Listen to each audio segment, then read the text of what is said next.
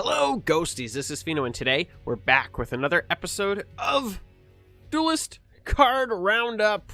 I don't really know what I'm going to call the series. I've probably named the series by the time you're watching this because this is episode 2. But what we're doing today is we're going to continue going through some of the new cards released for the new Duelyst expansion. I'm going to give you guys my thoughts, my opinions, and then hopefully we'll discuss it a little bit more down in the comment section below because I would love to know you guys' thoughts and opinions on some of the new cards as well. And on that note, let's dive right on into the first card. So the first card we're going to be talking about today is the Chittering Tiller. The Chittering Tiller is a 3-cost 4/3 with Opening Gambit, Teleport the enemy general 1 space, and Frenzy. Chittering Tiller is not great in my opinion because of its health pool. Its health pool is it's basically too lethal. It dies. It dies very quick to most 2-drops. And because of that, it's not going to trade well. It's most likely not going to get an opportunity to go and actually utilize the Frenzy. However, it is very similar to a mech card that has Frenzy. It's a 3/3 for 3. It's not bad. Teleporting the enemy general 1 space forward is also okay, I suppose. Playing it early on, you can get the general forward. The downside is that you're basically putting the general closer to attacking the minion or giving him position to drop a minion and take it out. I don't see this card getting played a lot. I don't personally think this card is very good. I could be very wrong, but I would love to know you guys' thoughts down in the comment section below. The next card I want to talk about is Skarzig, which is a card that I'm incredibly jealous of. I want nothing more than to get a ghosty card in this game. I think getting a Pheno card would be awesome. I think that is like the goal I am aiming for because I think it would be awesome to have a card put into a game with you.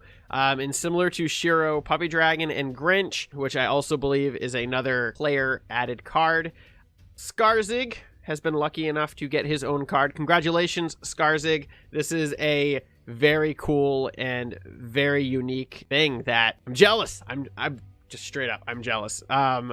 Not only to get 1 card either, but 2 cards is super cool. So Skarzig is a minion that is a 3-cost 1/2. So right out the box, it doesn't sound very good. If this minion destroys an enemy and survives, friendly Skarzig anywhere transform into Feather Knights. Pretty cool. Skarzig Feather Knight celerity. Whenever this minion attacks, give other friendly minions +1/+1. It's pretty cool. It's a really cool card, and the Feather Knight is also very cool. The downside is that the maximum value that you could get out of this card, 3 of these, and I don't know if the card is any good, to be perfectly honest. It is easily a very cool card. It is legit. And again, Skarzig, you are super lucky. This is awesome. But I don't think the card is super. It's an incredibly situational and tactical card to get right. But I personally would love to try to get it to work right. The Feather Knight is phenomenal. It is a spectacular card, and the effect of Skarzig is very similar to Mana Death Pool, Mana Death something, Death Grip, where instead of upping your curve, if the minion survives, you get a cool buff if this minion survives and the other minion dies. It's really cool, but again, getting it to proc correctly is going to be incredibly tricky, but it's a legitimate and very, very super cool card. So congratulations, Skarzig. I can't wait to pull your card and give it a go in one of my own games. So yeah, Skarzig and Skarzig Feather Knight. The next card I want to look at is Haru Specs, I believe is the way. Haru Specs? I don't know. It is a 4-cost 7/6. Phenomenal stats. Absolutely fantastic stats. With the effect of whenever this minion takes damage, your opponent draws a card. So there's a lot of stuff going on with the Magmar faction that makes it so that when you do something, your opponent potentially draws a card. It's right down to your actual hero ability or Bloodbound spell for Starhorn. And this is going to kind of play into that. And I think that a Starhorn Mulligan-style deck is going to be huge. Being able to make the opponent burn cards consistently while dealing damage, I think is going to be a very powerful powerful deck going into the expansion. I think we're going to see a lot of very powerful Magmar-styled minions comboed with some very powerful cards that force the opponent to draw and burn and fizzle up cards. It's going to be really cool. It's going to be a very interesting play.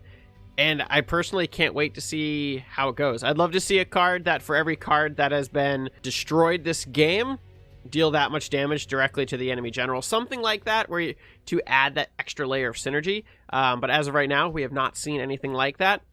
But a 4-cost 7/6 where your opponent draws a card, it's very beneficial to the opponent if not handled correctly. But I think that the right player with the right skill set could definitely take full advantage of this card. It's a huge threat. It is a huge threat. You drop it on as soon as you can. Next turn, drop another one. And then the next turn, drop another one. You have 3 7/6s on the board.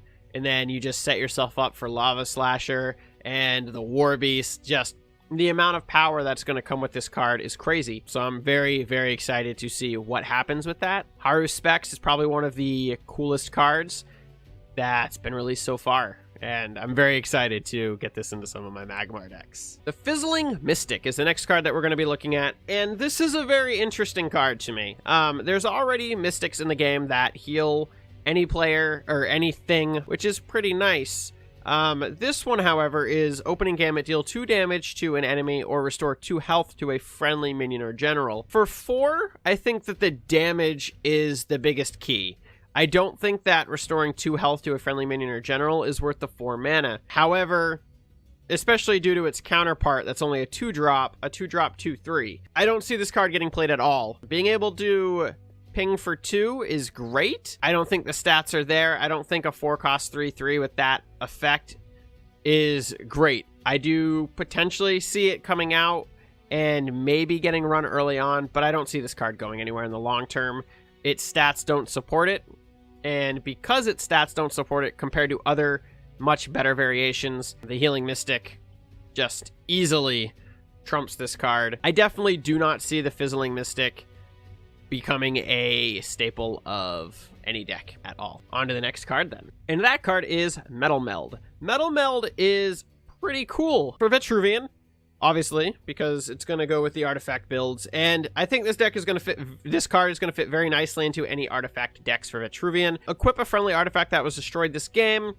It's pretty cool. 2 cost is not bad, especially if you lose a higher value artifact. Basically, you can recycle it late game, get some really powerful artifacts, potentially just pummel your opponent in the late game. It does, I assume, look random. I can't imagine they're going to let you pick the artifact. That would be really cool, but currently I don't think there's an interface in Duelyst that will put cards up and allow you to select. But it doesn't say random. It says equip a friendly artifact that was destroyed this game. So I'm interested to see how they do that. It's a cool card, especially if you get to pick the artifact that you want to equip. However, I don't currently see that being a thing with the way that the game is set up. Could be a huge change where they let you start choosing stuff like that.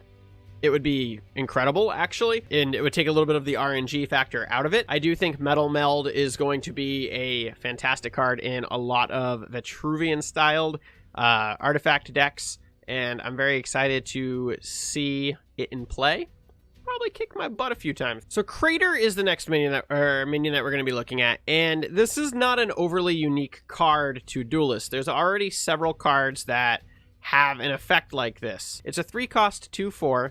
Opening gamut, deal 1 damage to everything, including itself. I do believe it is the lowest cost card to ever have this effect. It's pretty legit. It is a solid card. It turns into basically a 3-cost 2/3, which isn't great on paper, but its opening gamut is fantastic because what it allows you to do is also deal damage to everything on the board, including the general and your general. If it's a turn 1 drop, it allows you to drop it on a mana tile, potentially kill or incredibly damage the opponent's first drop, which is great. It's a very nice card. I think this is going to be a phenomenal card for Magmar in Gauntlet. From what I've seen so far in my few Gauntlet runs that I've been doing recently, any card that deals board-wide AoE damage is incredibly powerful, and I think that this is only going to assist with that. I'm very excited to actually see what this does and maybe combo it with some of the other minions that have a similar effect. It's cool. The art is fantastic, by the way. I have completely and totally thrown all of my scoring systems out of the window and what I was going to rate. The art is really cool for this. It is a fantastic looking card,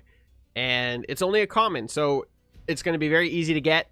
A lot of people are probably going to be running it. That's Crater. It looks really fun, and I'm excited to see what it does, and I'm excited to see Abyssian hate this card because it is going to wreck Abyssian's day. It is an incredibly hard counter to a lot of Abyssian decks, and it's super early, and that means that it can be played almost any turn. That's powerful. It's going to definitely influence Abyssian in a big way. Munch is a really cool looking card. So as somebody who last week played a little bit of a creep slash aggro slash really fun Abyssian deck, Munch is going to fit very nicely into that deck. It is a 3-cost spell, steal health from an enemy minion for each friendly shadow creep until it dies. Being able to take down a big enemy minion with this and heal your general at the same time is going to be very nice, and it's definitely something Abyssian can use a little bit more of. A little bit more of heal is nice. It's really nice. The art is very cool, and it's definitely one of the most interesting spells so far. In the previous video, we also had a spell, which is also incredibly powerful for Lionar. They're swinging in a way where spells are very nice, and the new spells are going to add a new level of play, I think, when trying to deal with stuff. Obviously, you're never going to play Munch on turn 3. I would say that Munch is going to be a later game play for some nice removal and returned heal value. Just flood the board. This is obviously going to pair very nicely with the the Abyssian Juggernaut guy. For whatever reason, whenever I want to mention a card, I can never remember their name. But he gains 1/1 for every creep on the board. Comboing these cards together is going to be really, really nice. The sheer amount of power you're going to get, you're going to be able to flood the board with creep. You're going to be able to drop very powerful minions very early on. And you're going to be able to heal back up any of the early game damage that you took.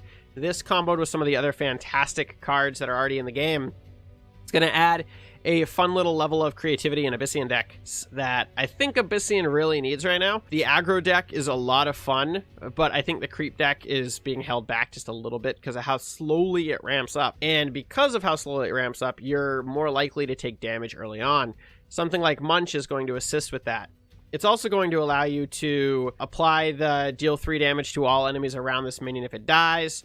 It's going to allow you to nuke minions around it using this card.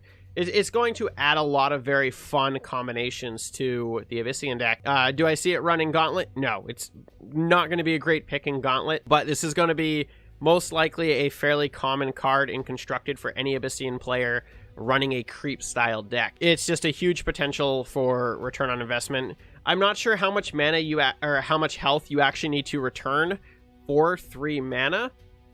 Most cards for 3 mana restore 2 to 3 health, I think. So, and those are typically 2 drops. So for 3 mana, you're looking to try to at least recoup 4 to 6 health, I would say. It's powerful, and it's board removal. So it's not only is it fantastic healing capabilities, but it's also fantastic board removal. And the creep removal is definitely something that doesn't exist currently. So being able to remove powerful cards just because you have creep on the board is really going to build and lean into a very fun and creative creep deck that I'm looking forward to potentially giving a go. So the final card that is currently available as of this recording is Permafrost. So when this recording goes live, there will probably be 2 or 3 more cards already out there, and I do plan on doing another video like this with more cards either at the end of this week or next week. I might just wait for a few more cards to be added in rather than just doing a couple. But Permafrost is for Venar. And for those of you who've been watching the channel for a while, know that I love my Venar faction. Venar is awesome. Something that I've tried running in the past was a stun deck and making that work, especially with the new General Ilna, I believe is her name. Permafrost is a 3-cost epic spell. Stun an enemy minion, stunned enemy minions stun a nearby enemy. That is really cool. So it's basically like a Thunderhorn stun, from what I understand. So you stun an enemy minion, and stunned enemy minions stun a nearby enemy. I'm not sure if it happens simultaneously. So like, you play this card, you stun a minion, and then it branches off and actually hits another minion to stun them. If it like just staggers, and you could potentially like just stun the board. If it's on the same level as Thunderhorn, where it will just continue to chain, that's cool. It's a cool card, and I can't wait to see how it really works. More stun is always great, and I think one of the things that this new expansion is really trying to grow on is the new generals and making sure that they have the proper kit to support the general itself. It's going to allow for some really fantastic stun decks, and yeah, Sadly, I haven't seen anything to help Wolvenar. Maybe we got some fun stuff. I'm not even sure how many cards are coming out in the new expansion. And I don't honestly know yet when the new expansion is going to launch. I don't know if there's a definitive date yet. I just know March, and I want it so badly. But I'm very, very excited to keep doing these videos. I'd love to know you guys' thoughts on all of the cards that I talked about today in the video. Let me know your thoughts on Permafrost and all of the other ones. And I would love to know what decks you guys are excited to potentially experiment with going forward with some of the new card info that is out there. Are you planning on doing a fun new Abyssian deck? Are you looking forward to a Permafrost deck, a stun deck? What are you looking forward to the most? Or are you undecided and you're waiting to see the rest of the expansion when it comes out? Please let me know your thoughts and comments down in the comment section below. Thank you all very much for watching. If you enjoyed this video, please give it a like, give it a share, and I will definitely be doing another one of these videos some point with more cards that come out very soon. Yeah, I'm very excited and I can't wait. I hope you guys enjoyed the video, and as always, till the next video.